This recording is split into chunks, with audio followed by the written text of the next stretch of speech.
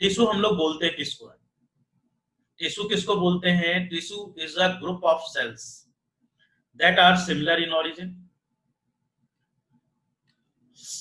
Origin सबका same होगा, सबके फंक्शन सेम होंगे, इवन सबकी स्ट्रक्चर जो होती है वो भी ऑलमोस्ट सेम होती है। उस तरह के group of similar sales, group of similar sales जिसकी ओरिजिन सेम होगी, जिसके फंक्शन ऑलमोस्ट सेम होते हैं, उस तरह के ग्रुप ऑफ सिमिलर सेल्स को हम लोग बोलते क्या है? टिश्यू बोलते हैं। और टिश्यू की जो स्टडी होती है, टिश्यू के बारे में जो हम स्टडी करते हैं, उस स्टडी को हम लोग बोलते हैं हिस्टोलॉजी। इसको हम लोग क्या बोलते हैं? That is called as histology. Plant और एनिमल टिश्यूज में डिफरेंसेस क्या क्या है बच्चों? प्लांट टिश्यू में लोकोमोशन नहीं होता, फिक्स्ड होता है वो अपनी जगह पे, उसमें कोई लोकोमोशन नहीं होता। उसके मोस्ट ऑफ द टिश्यू जो होते हैं वो सपोर्टिव टिश्यू होते हैं, डेड टिश्यू होते हैं। और जब सपोर्टिव और डेड टिश्यू होते हैं तो उसकी मेंटेनेंस एनर्जी जो है, that required maintenance energy is very less. अगर हम एनिमल टिश्यू से कंपेयर करें तो एनिमल टिश्यू के मोस्ट ऑफ द टिश्यू जो होंगे वो लिविंग होंगे, ठीक है, most of the tissue living होंगे। जब लिविंग होंगे और उसमें मोशन भी होता है, मूवमेंट भी होता है, एक जगह से दूसरी जगह मूव भी करता है, तो वैसी कंडीशन में उसकी जो एनर्जी की रिक्वायरमेंट है, energy requirement that is quite high. Energy requirement is quite high in the case of animal tissue. लेकिन प्लांट टिश्यू के केस में एनर्जी रिक्वायरमेंट काफी कम होती है, क्योंकि वो फिक्स्ड है, वो ये अपनी जगह पे है, वो एक जगह से दूसरी जगह मूव नहीं करता। एनिमल टिश्यू की जो ग्रोथ पैटर्न होती है वो यूनिफॉर्म होती है, वो यूनिफॉर्म ग्रोथ करेगा। Growth is uniform, hence the tissue growth is not divided into growing and non growing regions. जबकि प्लांट टिश्यू में क्या होता है? ग्रोथ लिमिटेड होता है, सर्टेन रीजन्स में ही ग्रोथ होंगे। Thus the tissue do not grow uniformly throughout the plant। ऐसा नहीं है कि प्लांट के हर एक पार्ट में वो ग्रो करेगा, बल्कि किसी सर्टेन पार्ट में ही, जैसे मेरिस्टेमेटिक टिश्यू जहां पे होती है सिर्फ उसी जगह पे वो ग्रो करता है, बाकी पार्ट में ग्रो नहीं करता। अब आते हैं हम लोग लाइफ स्टाइल में। तो animal have the better specialised organ. जो होते हैं एनिमल्स में, उसमें स्पेशलाइज्ड ऑर्गन काफी ज्यादा होते हैं। और स्पेशलाइज्ड ऑर्गन इसलिए होते हैं क्योंकि उसको अपनी फूड को खुद फाइंड आउट करना है।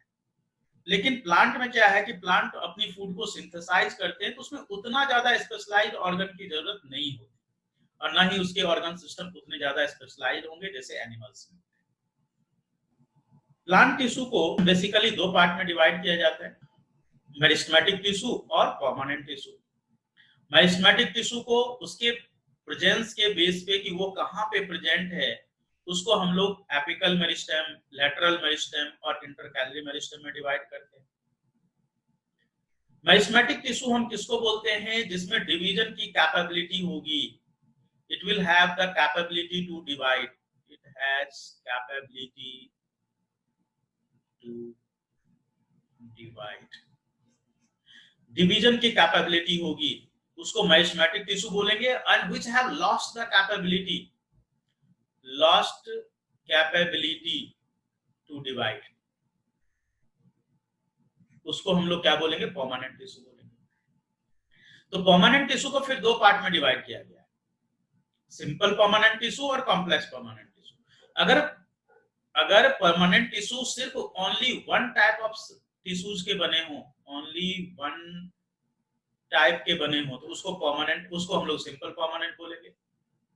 जिसमें एक से ज्यादा तरह के टिश्यूज प्रेजेंट हो, जिसमें more than one type of tissue present हो, more than one type of tissues present हो, तो उसको हम लोग क्या बोलेंगे? कॉम्प्लेक्स परमानेंट टिश्यू बोलेंगे। कॉम्प्लेक्स परमानेंट टिश्यू मतलब जिसमें एक से ज्यादा तरह के टिश्यूज प्रेजेंट हैं। सिंपल परमानेंट टिश्यू जिसमें सिर्फ एक तरह के टिश्यू प्रेजेंट है, दैट इज सिंपल परमानेंट। अब आते हैं हम लोग मेरिस्टेमेटिक टिश्यू। मेरिस्टेमेटिक टिश्यू जो है, किस तरह के टिश्यू को बोलेंगे? मेरिस्टेमेटिक टिश्यू उस तरह के टिश्यू को बोलेंगे जिसमें डिवीजन करने की कैपेबिलिटी होगी। किसी ऐसे टिश्यू जिसमें की डिवीजन करने की कैपेबिलिटी होती है उसको हम लोग बोलेंगे मेरिस्टेमेटिक टिश्यू। मेरिस्टेमेटिक टिश्यू काफी ज्यादा एक्टिव होगा, वेरी एक्टिव, डेंस साइटोप्लाज्म होंगे, क्योंकि उसको बहुत हाईली डिवाइड करना है, तुरंत तुरंत डिवाइड करना है, तो उसमें उसकी जो साइटोप्लाज्म होगी वो काफी ज्यादा डेंस होगी। थिन सेल्यूलोजिक वॉल होगी इसकी जो वॉल होगी वो काफी थिन होगी, क्योंकि उसको कॉन्टिन्यूसली डिवाइड करना है ना, तो सेल्यूलोजिक वॉल उसकी काफी थिन होगी। उसकी न्यूक्लियस प्रोमिनेंट न्यूक्लियस होगी। प्रोमिनेंट कहने का मतलब काफी एक्टिव न्यूक्लियस होगा उसका। वैक्यूल उसमें नहीं होगा। वैक्यूल उसमें नहीं होगा, इसलिए नहीं होगा क्योंकि वो इवर डिवाइडिंग टिश्यू है। डिवाइडिंग टिश्यू होने के कारण उसमें वैक्यूल कब होगा? जब उस वो मैच्योर हो गया, जब उसमें वेस्ट मटेरियल्स बनने लगे, तो वो जाकर के वैक्यूल में जमा होता है। अब यहाँ पे वैक्यूल तो बनेगा ही नहीं। क्यों नहीं बनेगा? क्योंकि और अगर बना भी ना तो वो काफी छोटा सा वैक्यूल होगा। इसलिए छोटा सा वैक्यूल होगा क्योंकि वो तुरंत तुरंत तुरंत उसको डिवाइड करते जाना है, तो इसलिए उसका वैक्यूल काफी छोटा सा होगा। अगर होगा तो, और नहीं तो वैक्यूल तो होगा ही। इसकी प्रेजेंस के बेस पे मेरिस्टेमेटिक टिश्यू को 3 पार्ट में डिवाइड किया गया है: एपिकल मेरिस्टेम, इंटरकैलरी मेरिस्टेम और लेटरल मेरिस्टेम। एपिकल मेरिस्टेम जो एपेक्स पे, ये वाला जो पार्ट देख रहे हो, जो यहाँ पे इस एपेक्स वाले पार्ट में जो मेरिस्टेमेटिक टिश्यू प्रेजेंट होता है, इसको हम लोग एपिकल मेरिस्टेम, ठीक है, इस एपेक्स वाले पार्ट में जो मेरिस्टेमेटिक टिश्यू, जहां पे कोई नई ब्रांच, नई ट्विग वगैरह डेवलप कर रही हो, नई ब्रांच या नई ट्विग वगैरह डेवलप कर रही हो, उस जगह पे जो मेरिस्टेमेटिक टिश्यू डेवलप होते हैं, नई स्टेम वगैरह जहां पे डेवलप कर रही, उस जगह पे जो मेरिस्टेमेटिक टिश्यू प्रेजेंट है, उसको हम लोग इंटरकैलरी मेरिस्टेम। और जो साइड में गर्थ के लिए, मतलब उसकी जो थिकनेस है, उस थिकनेस के लिए रिस्पॉन्सिबल मेरिस्टेमेटिक टिश्यू होता है, उसकी थिकनेस को इंक्रीज करने के लिए, उस मेरिस्टेमेटिक टिश्यू को हम लोग क्या बोलते हैं? उसको हम लोग बोलते हैं लेटरल मेरिस्टेम। ये क्या करता है? उसकी थिकनेस को इंक्रीज करता है। एपिकल मेरिस्टेम का क्या है? उसकी हाइट को बढ़ाएगा ऊपर की ओर। लेटरल मेरिस्टेम वो साइड में उसकी थिकनेस को बढ़ाने में हेल्प करता है। जबकि इंटरकैलरी मेरिस्टेम का रोल क्या होता है कि ब्रांच, जो यहाँ पे ये जो आप ब्रांच देख रहे हो, ये जो ब्रांच देख रहे हो, इस ब्रांच को किस डायरेक्शन में ग्रो करना है, उस ब्रांच को किस डायरेक्शन में ग्रो करना है, उस डायरेक्शन में उसको, उस डायरेक्शन में ग्रो करने में हेल्प कौन करता है? उस डायरेक्शन में ग्रो करने में हेल्प करता है उसको कौन सा? Intercalary meristem. Apical meristem apex पे होगा, स्टेम और रूट के टिप पे। इंटरकैलरी मेरिस्टेम कहां पे होगा? लीव्स या इंटरनोड्स में। लेटरल मेरिस्टेम साइड में होगा, स्टेम और रूट के साइड में, वो उसकी थिकनेस को इंक्रीज करेगा। एपिकल मेरिस्टेम का रोल क्या है? It will increase the length of the stem या फिर रूट, इस सब की जो है इंक्रीज करेगा इसकी लेंथ को। इंटरकैलरी मेरिस्टेम का रोल क्या बताया? ब्रांच को एक पर्टिकुलर डायरेक्शन में हेल्प, ग्रो करने में हेल्प करेगा। जबकि लेटरल मेरिस्टेम का रोल क्या है? ये it will increase the girth of the stem, stem की गर्थ इंक्रीज करेगा, मतलब उसकी थिकनेस को इंक्रीज करेगा। चलिए अब हम लोग आते हैं परमानेंट टिश्यू। तो परमानेंट टिश्यू किसको बोला जाएगा? When the meristematic tissue loses its capacity to divide, divide करने की कैपेसिटी अगर वो लूज करता है, take up the specific role. देखो, जब मेरिस्टेमेटिक टिश्यू से परमानेंट टिश्यू बनेगा, तो मेरिस्टेमेटिक टिश्यू जब फॉर्म करेगा किसका? परमानेंट टिश्यू का। तो परमानेंट टिश्यू बनने का मतलब क्या हुआ? उसकी जो शेप है वो फिक्स्ड हो गई, उसकी शेप, उसकी फंक्शन, ये सब फिक्स्ड हो गई। तो ये जो कन्वर्जन हुआ मेरिस्टेमेटिक टिश्यू से परमानेंट टिश्यू में, जो कन्वर्जन हो रहा है, इस कन्वर्जन का नाम होता है क्या? इस कन्वर्जन को हम लोग बोलते हैं डिफरेंशिएशन। कहीं पे होगा, ये देखो यहाँ, differentiation. When the cells take up the permanent shape, size and function is called as differentiation. इस कन्वर्जन को हम लोग क्या नाम देते हैं? इसी कन्वर्जन का नाम क्या है? डिफरेंशिएशन। तो kinds of permanent tissue, simple, these tissue are made up of single kinds of cells, जैसे कि एपिडर्मल सेल्स वगैरह होते हैं। अभी हम इसके डिटेल्स में आते हैं। चलिए, तो सबसे पहले हम लोग आते हैं एपिडर्मल टिश्यू, प्लांट की एपिडर्मल टिश्यू। देखिए, प्लांट का जो एपिडर्मल टिश्यू है, एपिडर्मल मतलब सबसे ऊपर का, प्लांट के जो सबसे ऊपर वाली पार्ट होती है, सबसे ऊपर वाली टिश्यू होती है, they are usually made up of single layers. चलिए सुनिए, एपिडर्मल टिश्यू जो है, they are usually made up of single layer of the flat cells. इसमें कोई इंटरसेल्यूलर स्पेस नहीं होता। आप यहां पे देखो, इस जगह पे ये एपिडर्मल टिश्यू है, कोई इसमें इंटरसेल्यूलर स्पेस नहीं होगा। मेन फंक्शन क्या है इसका, their outer side wall are thicker than the inner side wall. तो इसमें एपिडर्मल, चूंकि ये सबसे बाहर का पार्ट है ना, सबसे बाहर का पार्ट होता है किसी जगह पे, स्टेम में, लीफ में, रूट में, इस सब जगह का सबसे बाहर वाला पार्ट होता है, सबसे एक्सटर्नल आउटर मोस्ट लेयर। तो आउटर मोस्ट लेयर होने के कारण उसको फ्लैट होना होगा, उसके बीच में कोई इंटरसेल्यूलर स्पेस नहीं होनी चाहिए। अगर इंटरसेल्यूलर स्पेस वहां पे नहीं होगी तो उससे क्या होगा कि वहां पे कोई चीज की एंट्री और एग्जिट जो है दैट विल बी कंट्रोल्ड, कि कोई चीज वहां से, कौन सी चीज उसके अंदर एंटर करना है, कौन सी चीज उसके बाहर जाना है, that will be controlled. Their outer and side walls are thicker than the inner walls.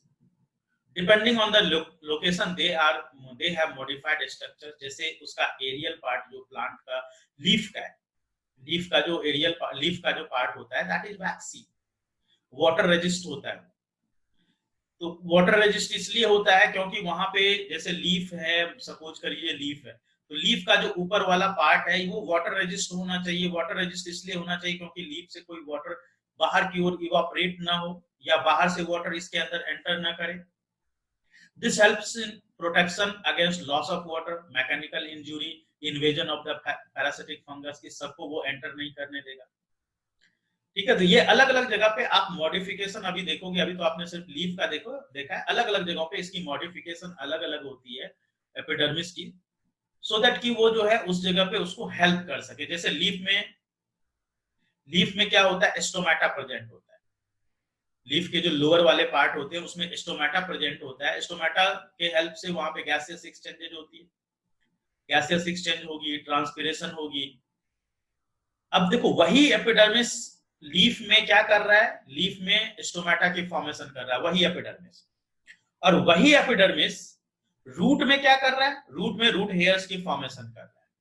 वही एपिडर्मिस रूट में क्या कर रहा है, लॉन्ग हेयर लाइक स्ट्रक्चर्स की फॉर्मेशन कर रहा है, रूट हेयर्स की फॉर्मेशन कर रहा है। रूट हेयर्स की फॉर्मेशन होने से क्या होता है, उसका जो एब्जॉर्प्शन है, एब्जॉर्प्टिव सरफेस एरिया है, वो बढ़ जाती है, सो दैट वहां से मैक्सिमम वाटर और मिनरल की एब्जॉर्प्शन हो सके, वाटर और मिनरल की ज्यादा से ज्यादा एब्जॉर्प्शन हो सके। इसके लिए वहां पे क्या होता है कि सरफेस एरिया बढ़ाने के लिए रूट हेयर्स की डेवलपमेंट हो जाती है। अभी अगले डायग्राम में मैं आपको दिखाऊंगा कि वहां पे रूट हेयर्स की डेवलपमेंट देखिए, अब मैं आपको दिखाता हूँ रूट हेयर्स क्या होते हैं। ये देखिए, ये देखिए, ये जो स्ट्रक्चर आप देख रहे हो इसी को हम लोग रूट हेयर्स बोलते हैं। ये जो स्ट्रक्चर देख रहे हो यहाँ पे, ये जो स्ट्रक्चर देख रहे हो इसी को हम लोग रूट हेयर्स बोलते हैं। ठीक है, यही रूट हेयर जो है ज्यादा से ज्यादा यहाँ पे सॉइल के कांटेक्ट में होगा और ज्यादा से ज्यादा वाटर की एब्जॉर्प्शन हो पाएगी वहां पे। अब ये जो है देखिए, लीफ में क्या हुआ, लीफ में जो है स्टोमेटा का स्ट्रक्चर, यहाँ पे गार्ड सेल और गार्ड सेल के बीच में स्टोमेटल ओपनिंग बन गई, वहां से गैसेस एक्सचेंज हो पाएगी। यही एपिडर्मिस लीफ में देखो, यहाँ पे वैक्सी क्यूटिकल की फॉर्मेशन कर रहा है। ये जो ऊपर में लेयर देख रहे हो, ये वैक्सी क्यूटिकल की फॉर्मेशन कर रहा है। यही जो है, अगर डेजर्ट प्लांट की हम बात करें तो ये मल्टी लेयर्ड थिक हो जाता है, इसके ऊपर कई सारे क्यूटीन की बहुत मोटी लेयर आ जाती है। जैसे कैक्टस वगैरह में, या फिर जो भी डेजर्ट प्लांट का केस है, डेजर्ट प्लांट के केस में यहाँ पे काफी थिक वैक्सी लेयर की डेवलपमेंट हो जाती है, वैक्सी क्यूटिकल की काफी थिक लेयर, सो दैट कि वाटर वहां से बाहर इवापोरेट ही ना हो पाए, वाटर की इवापोरेशन नहीं हो पाएगी। ऊपर वैक्सी लेयर रहेगा ना तो वाटर की इवापोरेशन नहीं हो पाएगी। और वही एपिडर्मिस जो ओल्ड प्लांट्स होते हैं, ओल्ड प्लांट्स में क्या बना लेता है, कॉर्क बना लेता है। वही एपिडर्मिस देखो, अलग अलग जगह पे इसका क्या हो रहा है, अलग अलग तरीके से मॉडिफिकेशन हो रहा है। लीफ में स्टोमेटा का फॉर्मेशन कर रहा है, रूट में रूट हेयर्स का फॉर्मेशन कर रहा है, लीफ में क्यूटीन का फॉर्मेशन कर रहा है, ओल्ड प्लांट्स में कॉर्क की फॉर्मेशन कर रहा है। कॉर्क में क्या होता है, एक लिक्विड वहां पे डिपॉजिट हो जाता है, जिस लिक्विड को हम लोग स्यूबेरिन बोलते हैं, जिसके कारण this cork becomes impervious to any of the gas, या कोई भी लिक्विड वहां से पास नहीं हो सकती है। क्यों नहीं पास हो सकती है कॉर्क में से कोई भी गैस या liquid? Due to deposition of this suberin. Suberin एक लिक्विड होता है जो लिक्विड कहां डिपॉजिट हो जाता है? कॉर्क के अंदर, जिसके कारण कोई गैस या कोई लिक्विड वहां से पास नहीं हो। तो ये एपिडर्मिस अलग अलग जगहों पे अलग अलग मॉडिफिकेशन क्रिएट करता है। परमानेंट टिश्यू में सबसे पहले है पैरेन्काइमा, पैरेन्काइमा, कोलेनकाइमा, स्क्लेरेन्काइमा। देखो मैं आपको ना डायग्राम से समझाता हूँ, पैरेन्काइमा, कोलेनकाइमा, स्क्लेरेन्काइमा। तो डायग्राम पे आ जाएं, ये है डायग्राम इसका, देखिए पैरेन्काइमा, कोलेनकाइमा, स्क्लेरेन्काइमा।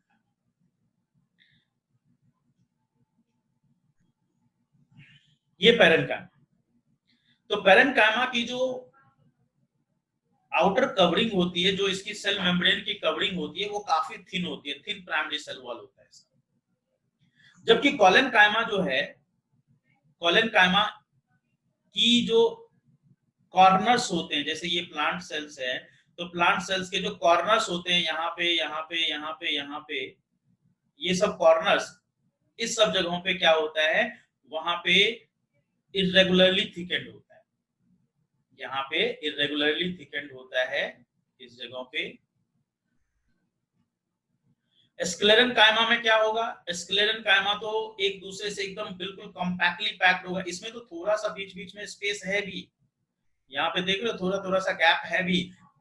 पैरेन्काइमा में बीच में काफी ज्यादा इंटरसेलुलर स्पेस होता है, कोलेनकाइमा में उससे कम होता है, स्क्लेरेन्काइमा में तो इंटरसेलुलर स्पेस बिल्कुल होता ही नहीं। ठीक है, तो ये पैरेन्काइमा हो गया, ये कोलेनकाइमा हो गया, और ये हो गया स्क्लेरेन्काइमा।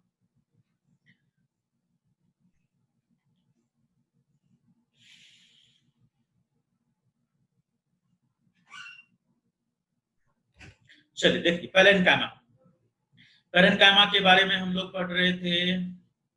पैरेन्काइमा जो है थिन वॉल्ड होगा, सेल्यूलोज की लेयर होती है यहाँ पे, thickened at the corners. Sorry, collenchyma जो है वो अभी मैंने बताया था, कोलेनकाइमा जो है वो उसके कॉर्नर्स पे थिकेंड होते हैं due to deposition of pectin. जबकि स्क्लेरेन्काइमा जो है वो उसकी पूरी की पूरी सेल बाउंड्री ही थिक होती है, इस तरह से पूरी की पूरी सेल बाउंड्री ही थिक होती है, और वहां पे लिग्निन की डिपोजिशन होती है। लिग्निन की डिपोजिशन होने के कारण ये काफी हार्ड हो जाता है। ठीक है, due to deposition of lignin ये काफी हार्ड हो जाता है। तो स्क्लेरेन्काइमा काफी ज्यादा हार्ड होता है due to deposition of lignin.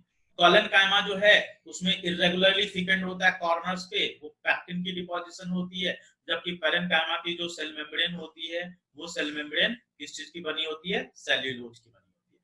Parenchyma का जो प्रोटोप्लाज्म है वो लिविंग होता है।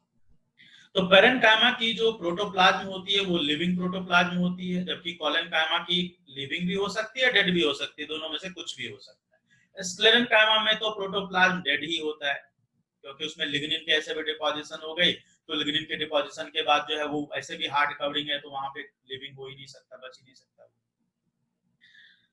पैरेन्काइमा में इंटरसेलुलर स्पेस मैंने अभी बताया था काफी ज्यादा हाई होती है, कोलेनकाइमा की इंटरसेलुलर स्पेस काफी रिड्यूस्ड हो जाती है, स्क्लेरेन्काइमा में इंटरसेलुलर स्पेस होगी ही नहीं। पैरेन्काइमा जो है इसको हम लोग मोस्टली पैकिंग टिश्यू बोलते हैं, पैकिंग टिश्यू, फिलर टिश्यू या पैकिंग टिश्यू।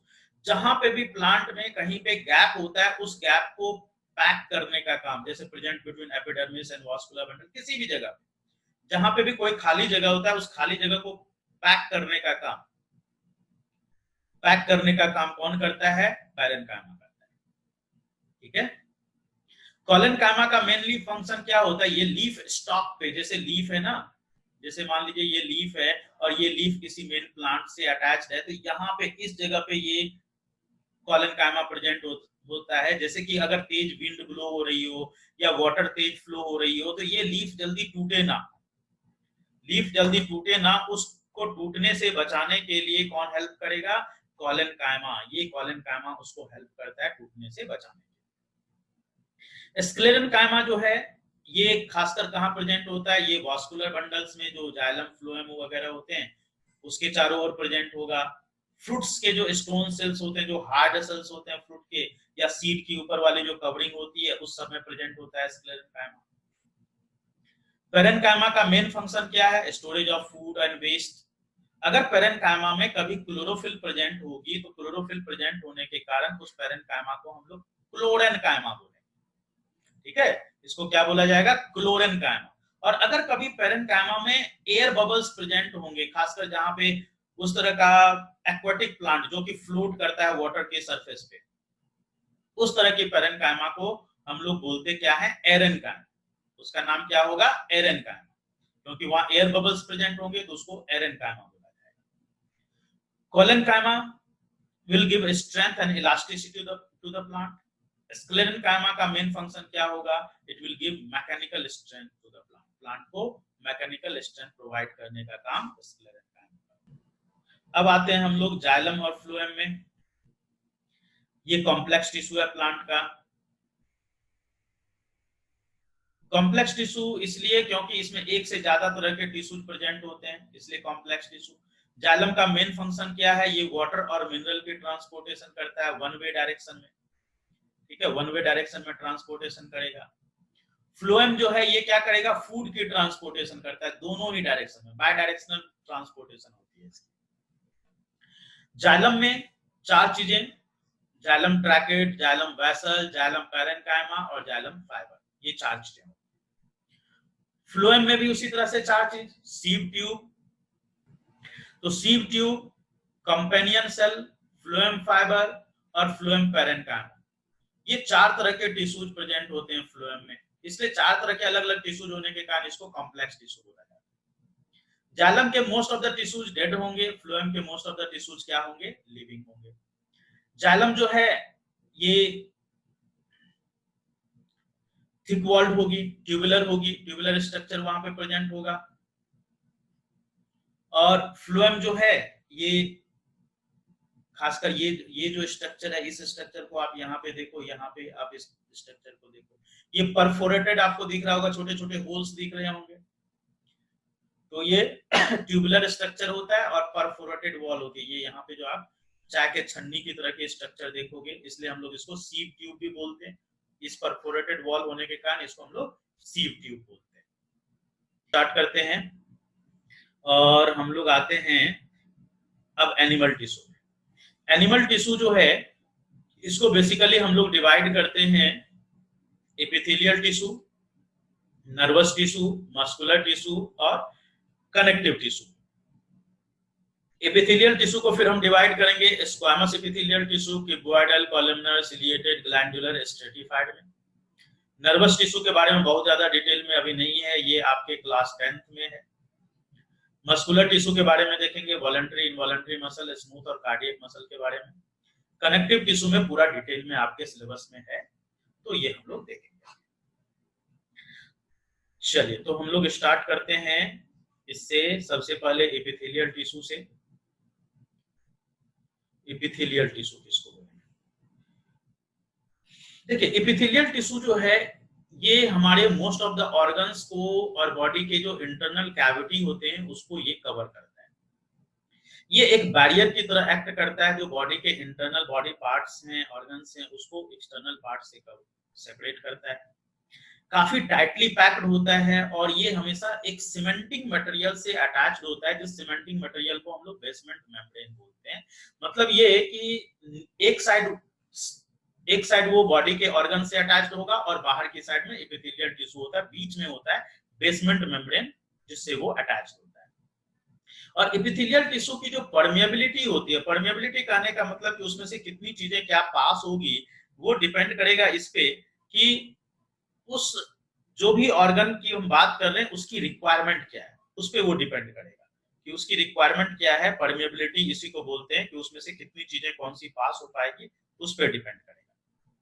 तो the permeability of this tissue regulates the exchange of the materials. Types of the epithelial tissue में सबसे पहला जो type of the epithelial tissue है, सबसे पहला टाइप है स्क्वामस एपिथेलियल टिश्यू। स्क्वामस का मतलब होता है ये बिल्कुल फ्लैट होगा, टाइल्स की तरह फ्लैट।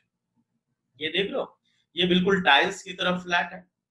इवन इसका जो न्यूक्लियस है वो न्यूक्लियस भी फ्लैट होता है और इसके बीच में इंटरसेल्युलर स्पेस नहीं होता। ये जो टिश्यूज होते हैं आपस में जो सेल्स कनेक्टेड हैं उसके बीच में इंटरसेल्युलर स्पेस नहीं है। Squamous epithelial tissue are extremely thin and flat and form the delicate lining form करता है, found in the oesophagus, oesophagus में प्रेजेंट होगा and it will form the lining of the mouth, mouth की lining, inner lining form करता है।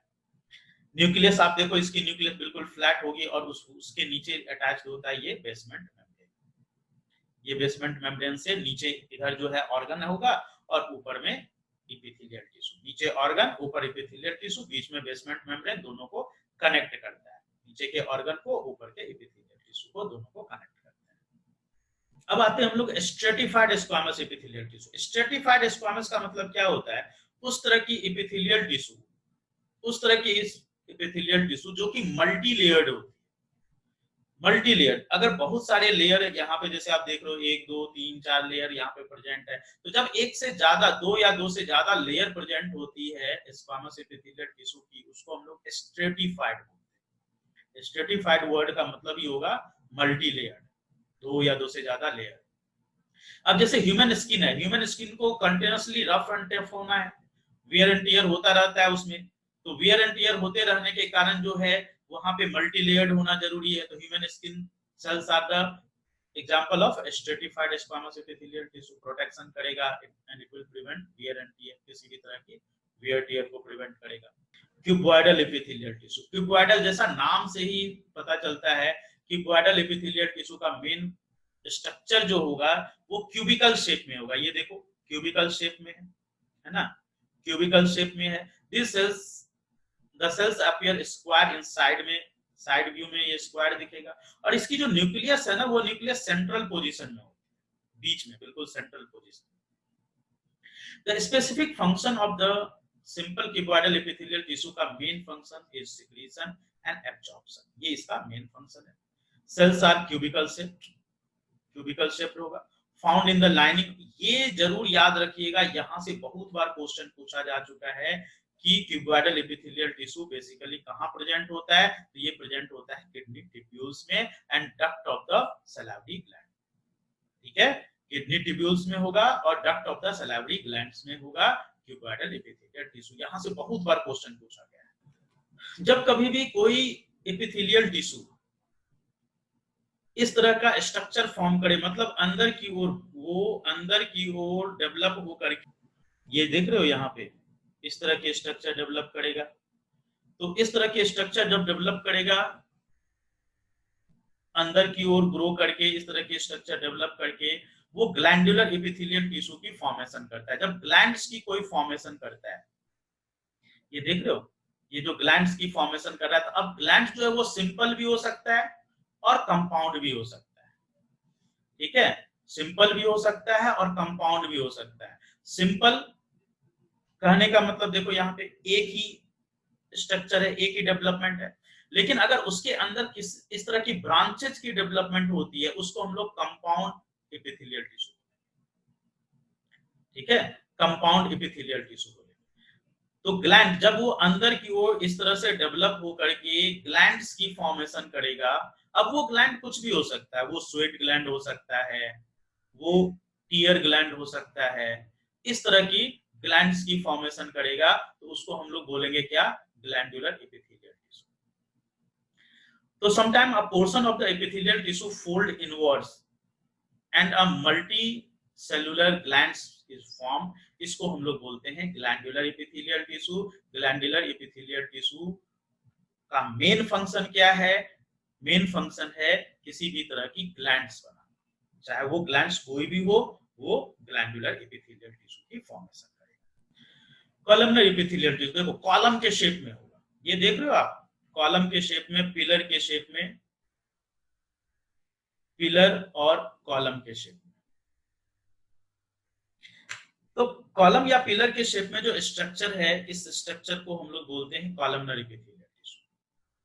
अब इसमें ये जो आप न्यूक्लियस का पोजीशन देख रहे हो, ये न्यूक्लियस का पोजीशन सेंटर में नहीं है, अगर इसका सेंटर हम लें तो ये लगभग इसका सेंटर होगा, सेंटर में नहीं है बल्कि सेंटर से नीचे की तरफ है। आपने क्यूबॉइडल में क्या देखा था, क्यूबॉइडल में बिल्कुल सेंटर में था।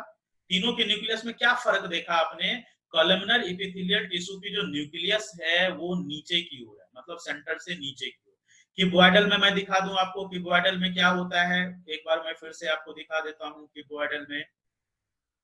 क्यूबॉइडल का अगर आप याद करो तो इसकी न्यूक्लियस में देखो, इसकी न्यूक्लियस बीच में एकदम सेंटर में है, देख रहे हो बीच में एकदम सेंटर में है।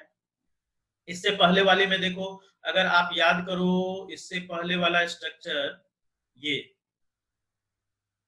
तो इसमें देखो फ्लैट न्यूक्लियस है। तीनों एपिथेलियल टिश्यू में आपने क्या क्या डिफरेंस देखा, एपिथेलियल टिश्यू में जो स्क्वामस एपिथेलियल टिश्यू है इसकी जो न्यूक्लियस है वो भी फ्लैट है। क्यूबॉइडल में क्या देखा, इसकी जो न्यूक्लियस है वो कैसी है, सर्कुलर है, बिल्कुल स्फेरिकल है, बिल्कुल बीचों बीच। और इसकी न्यूक्लियस में आपने क्या देखा कि इसकी जो न्यूक्लियस है कॉलमनर की वो नीचे की तरफ है, बेस की तरफ है। तो तीनों के न्यूक्लियस में बेसिक डिफरेंस याद रखिए।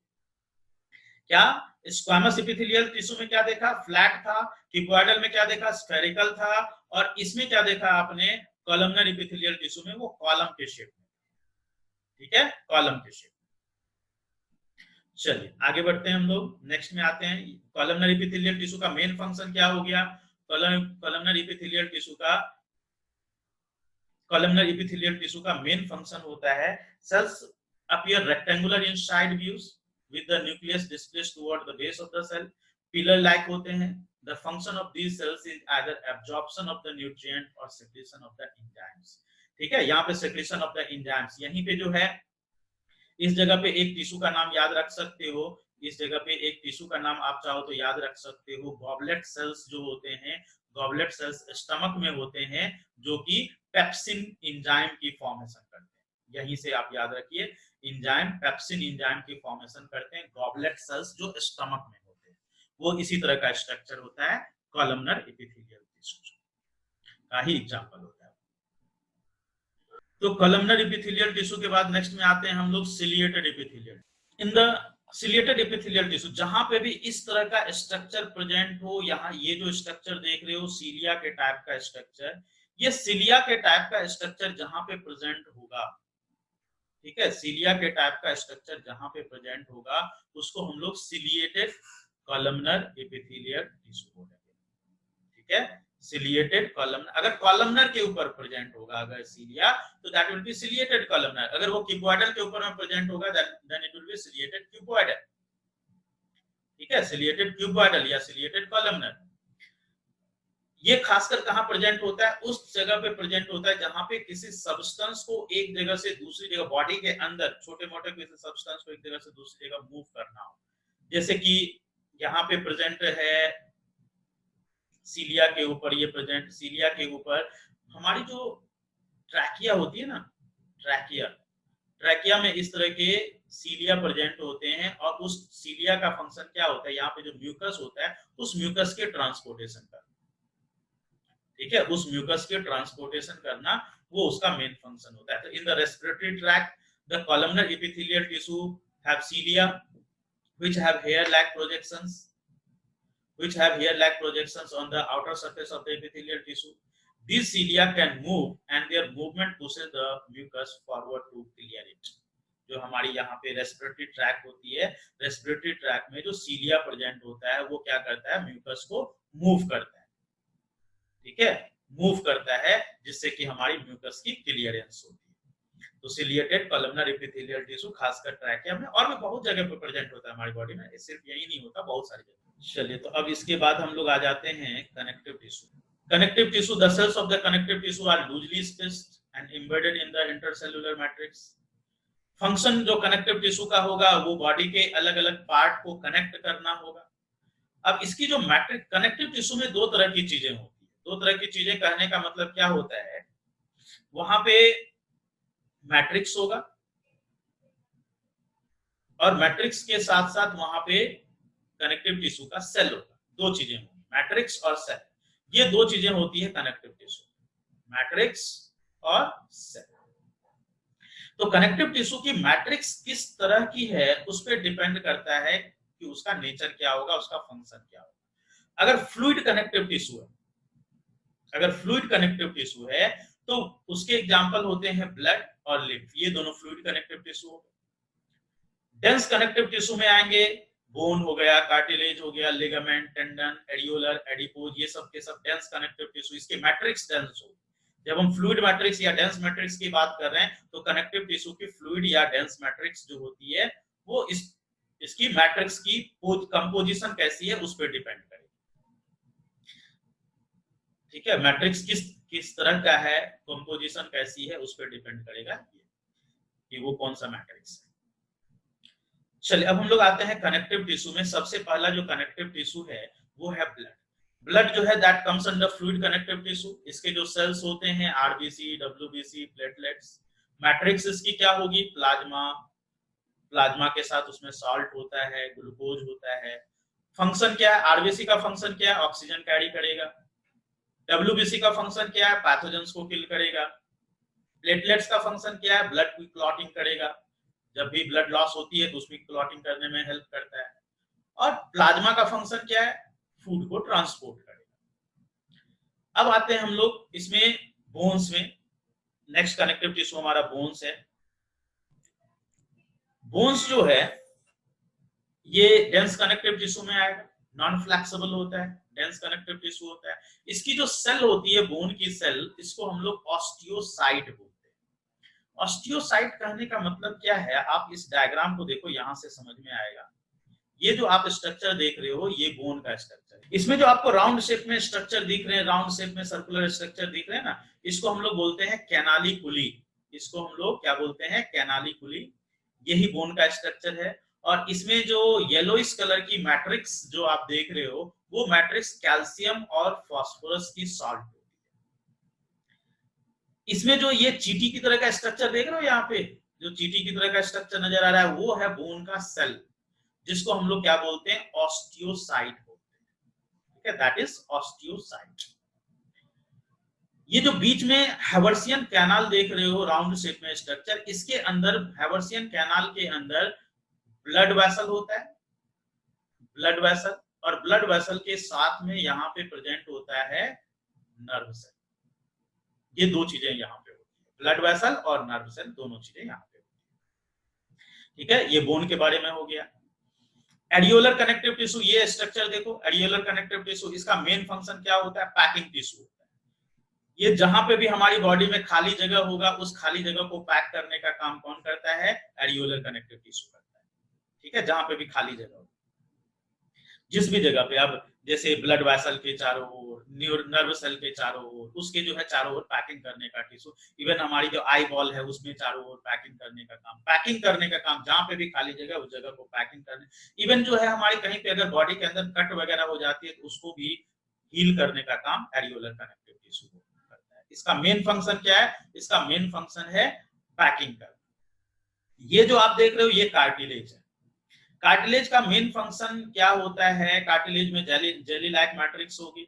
इसकी जो सेल होती है ना, ये सब जो सेल्स है कार्टिलेज की, इस सेल को हम लोग कॉन्ड्रोसाइट बोलते हैं। क्या बोलते हैं इसको, इसको हम लोग कॉन्ड्रोसाइट बोलते हैं। ये जो सेल्स है इसकी, that is called as chondrocyte. और इसकी जो मैट्रिक्स है that is jelly like matrix. और ये जो है बोन्स के ऊपर, जैसे ये बोन्स है ना, तो बोन्स के ऊपर जो है स्मूथनिंग करने में, या नोज का जो ऊपर वाला ये वाला पार्ट है, नोज वाला पार्ट, इसमें ईयर पिन्ना बनाता है, ईयर पिन्ना की फॉर्मेशन यही करता है, कार्टिलेज की करता है। तो बोन में जो है ये रबिंग करने में, रबिंग ना करे उसके लिए उसके ऊपर कुशनिंग मटेरियल कार्टिलेज बनाता है। अब आइए ये एडिपोज टिश्यू। एडिपोज टिश्यू जो है बड़ा सा टिश्यू है, इसके अंदर यहाँ पे फैट स्टोरेज होती है, फैट की स्टोरेज होती है। और मेन फंक्शन इसका क्या है, मेन फंक्शन होता है इसका थर्मो इंसुलेशन। बॉडी में थर्मो इंसुलेशन प्रोवाइड करने का काम कौन करता है, एडिपोज टिश्यू। बॉडी के अंदर जो थर्मो इंसुलेशन, बॉडी की हीट बाहर नहीं जाने देगा, बॉडी के बाहर की हीट को बॉडी के अंदर नहीं आने देगा, थर्मो इंसुलेशन प्रोवाइड। इवन जो हमारी बॉडी में इसकी जरूरत होती है, फैट की जो जरूरत होती है, तो उसकी स्टोरेज यहीं पे होती है। जैसे मान लीजिए ये बोन्स है और ये दूसरा बोन्स है जो इस बोन्स से कनेक्टेड है। तो बोन्स और बोन्स के बीच में जो कनेक्शन होती है, यहाँ पे जो टिश्यू प्रेजेंट होता है इस दोनों को कनेक्ट करने वाला, इसको हम लोग बोलते हैं लिगामेंट। This is ligament. ठीक है, यहाँ पे इसको जो कनेक्ट करेगा, यहाँ पे इसको जो कनेक्ट करेगा, इसका नाम क्या है, लिगामेंट। तो लिगामेंट जो है इसमें फाइब्रोसाइट सेल होता है, कोलेजन फाइबर होते हैं, इलास्टिन फाइबर होते हैं। फंक्शन क्या है, it will connect a bone to another, ठीक है, इसको कनेक्ट करता है। अब जैसे मान लीजिए यहाँ पे मसल्स है, तो इस मसल्स को बोन से कनेक्ट करने का काम, ये मान लीजिए मसल्स हैं, तो मसल्स को बोन से कनेक्ट करने का काम कौन करता है, ये काम करता है टेंडन, ठीक है, ये काम टेंडन करता है। तो टेंडन का मेन फंक्शन क्या होता है, मसल्स को बोन से कनेक्ट करना, जबकि लिगामेंट का मेन फंक्शन क्या है, एक बोन को दूसरे बोन से कनेक्ट करना, ये लिगामेंट का मेन फंक्शन है। ओके, टेंडन जो है ये बिल्कुल फ्लेक्सिबिलिटी नहीं होती इसमें, जबकि लिगामेंट में थोड़ी बहुत फ्लेक्सिबिलिटी होती है, तभी बोन्स की मूवमेंट हो पाएगी यहाँ पे। तो लिगामेंट में थोड़ी बहुत फ्लेक्सिबिलिटी होगी, लेकिन टेंडन में फ्लेक्सिबिलिटी बहुत कम होगी। तो I think we have completed, जितने तरह के कनेक्टिव टिश्यू थे सबको कंप्लीट कर लिया हमने। और कोई कनेक्टिव टिश्यू बचा, एक बार देख लेते हैं। टेंडन बता दिया, कार्टिलेज बता दिया, एडिपोज बता दिया, एडियोलर बता दिया, सारे मैंने बता दिया। चलिए अब हम लोग आते हैं मस्कुलर टिश्यू। मस्कुलर टिश्यू में इसमें आइए, मस्कुलर टिश्यू तीन तरह के हो गए, स्केलेटल, स्मूथ और कार्डियक। स्केलेटल मस्कुलर टिश्यू जो है ये हमारी बॉडी के स्केलेटन के साथ अटैच्ड होता है, जो वॉलंटरी होता है नेचर में, मतलब हम अपने विल के अकॉर्डिंग मूव कर सकते हैं, ये है स्केलेटल मस्कुलर टिश्यू। सिलिंड्रिकल है शेप में, देखिए इसकी जो न्यूक्लियस प्रेजेंट है वो पेरीफेरी की तरफ, बाहर की तरफ होती है न्यूक्लियस, बहुत सारी न्यूक्लियस एक साथ होती है। और इसमें लाइट बैंड और डार्क बैंड बहुत ही क्लियरली विजिबल है, अगर आप इसको ध्यान से देखो तो इसमें लाइट बैंड और डार्क बैंड बहुत ही क्लियरली विजिबल है। एंड ये हमारे बोन्स के साथ अटैच्ड होता है। मेन फंक्शन इसका क्या होता है, मेन फंक्शन होता है इसका, मेन फंक्शन होता है बोन्स की मूवमेंट, जो बोन्स की हमारी मूवमेंट होती है, बॉडी के ऑर्गन्स, मतलब जो हैंड, लिम्स, पैर वगैरह की या नेक वगैरह की जो मूवमेंट होती है वो इसी के हेल्प से होती है, जो वॉलंटरी मूवमेंट हमारे विल के अकॉर्डिंग मूवमेंट। अब आते हैं हम लोग स्मूथ मस्कुलर टिश्यू में। स्मूथ मस्कुलर टिश्यू जो है वो इनवॉलंटरी होता है, हमारे विल से मूव नहीं होता है। अब यहाँ पे देखो ये जो है ना, इसकी पॉइंटेड एंड्स हैं, मतलब स्पिंडल शेप्ड है ये। न्यूक्लियस इसमें सेंट्रल न्यूक्लियस है, एक न्यूक्लियस होगी, और इसमें कोई लाइट बैंड और डार्क बैंड, आप यहाँ पे देखो कोई light band dark band present नहीं है, कोई स्ट्रेशंस नहीं प्रेजेंट है। ये हमारी बॉडी के उस ऑर्गन्स में होगा जो हमारी विल के अकॉर्डिंग मूव नहीं करता, ठीक है, हमारे विल के अकॉर्डिंग मूव नहीं करता। तो ये स्मूथ मस्कुलर टिश्यू होता है। अब आते हैं हम लोग कार्डियक मस्कुलर टिश्यू में। कार्डियक मस्कुलर टिश्यू इनवॉलंटरी होता है, सिलिंड्रिकल होता है, ब्रांच्ड होता है। देखो सिलिंड्रिकल है ना ये सारा, ये कार्डियक मस्कुलर टिश्यू ब्रांच्ड है, एक दूसरे से कनेक्टेड होता है। कार्डियक मस्कुलर टिश्यू एक दूसरे से कनेक्टेड होंगे, ब्रांच्ड होंगे। न्यूक्लियस यहाँ पे बीच बीच में आप देखो, यहाँ पे सिंगल न्यूक्लियस प्रेजेंट होती है, बीच में सेंट्रल न्यूक्लियस होता है, एक न्यूक्लियस होगा।